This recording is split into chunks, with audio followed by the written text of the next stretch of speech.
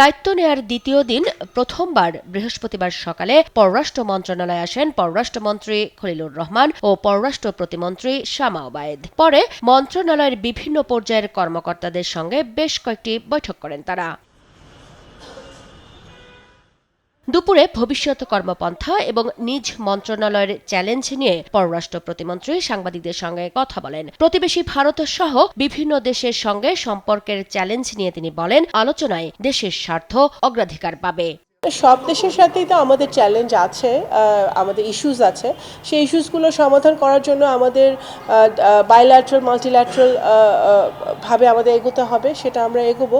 এবং আগেই তো বলেছি, আমাদের সকল রাষ্ট্রের সাথে, সকল সরকারের সাথে আমাদের সম্পর্ক থাকবে। আমাদের স্বার্থ, বাংলাদেশের জনগণের স্বার্থকে সুরক্ষিত করে। ভবিষ্যৎ হোক নিরাপদ, বিনিয়োগ হোক বিশ্বস্ত, আর আমার পছন্দ সল্ট বে। ওয়েলকাম টু সল্ট বে। বাংলাদেশের মেরুদণ্ড সোজা করে বাংলাদেশ সকল দেশের সাথে, সকল রাষ্ট্রের সাথে যোগাযোগ রাখবে, কথা বলবে, বন্ধুত্ব রাখবে। সেই মেরুদণ্ডটা আমাদের অনেক দিন পরে শক্ত হয়েছে। বাংলাদেশের জন্য যেসব দেশের ভিসা বন্ধ সেগুলোর ব্যাপারে মন্ত্রণালয় কাজ করছে বলে জানান পররাষ্ট্র প্রতিমন্ত্রী। ভিসার ব্যাপারে অবগত আছি আমরা এটা নিয়ে কাজ করছি। এটা কিভাবে আরও সামনে এই সমস্যাগুলো সমাধান করা যায় সেটা নিয়ে আমরা কাজ করছি।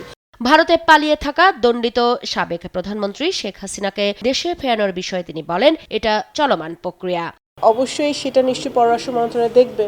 সেটা যে চলমান আছে প্রক্রিয়া তো চালিয়ে নিয়ে যেতে হবে। বিএনপির নির্বাচনী ইস্তেহার বাস্তবায়নে সবাইকে নিয়ে কাজ করার কথা জানান পররাষ্ট্র প্রতিমন্ত্রী শামা ওবায়েদ। সেই ইস্তেহারটা ইমপ্লিমেন্ট করার কাজে আমাদের পররাষ্ট্র মন্ত্রণালয়ের একটা গুরুত্বপূর্ণ ভূমিকা আছে। মুক্তা মাহমুদ, দেশ টিভি, ঢাকা।